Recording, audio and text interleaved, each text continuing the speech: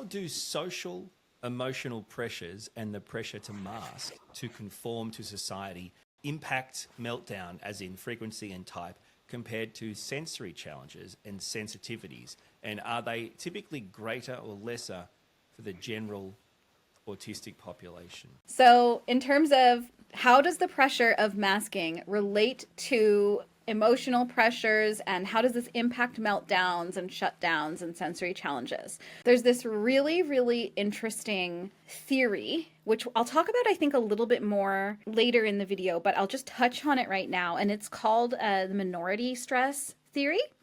And there's this amazing autistic academic, Monique Botha, who has argued that autistic people experience something called minority stress. And minority stress is what happens to groups who are minoritized in some way or marginalized or oppressed in society, because they experience social structures very differently to the dominant group. And so when they interact with that social structure in their workplace, in their relationship, in their school, in their social lives, they experience stress and anxiety and hardship. And this can come from the structure itself if it's built unequally, but it can also come from the way that people engage. If you're experiencing, whether it's direct or indirect ableism, racism, sexism, this can contribute to minority stress because that's not a comfortable thing to experience. You might need to take on the role of an educator and teach people that what they're doing is harming you, and that's also very stressful.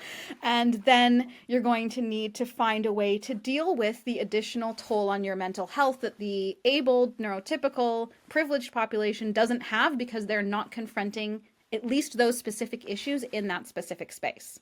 So that can lead to mental health challenges, exhaustion, burnout, etc. So how does this all relate to meltdowns? Well, it's a form of stress that autistic people are experiencing.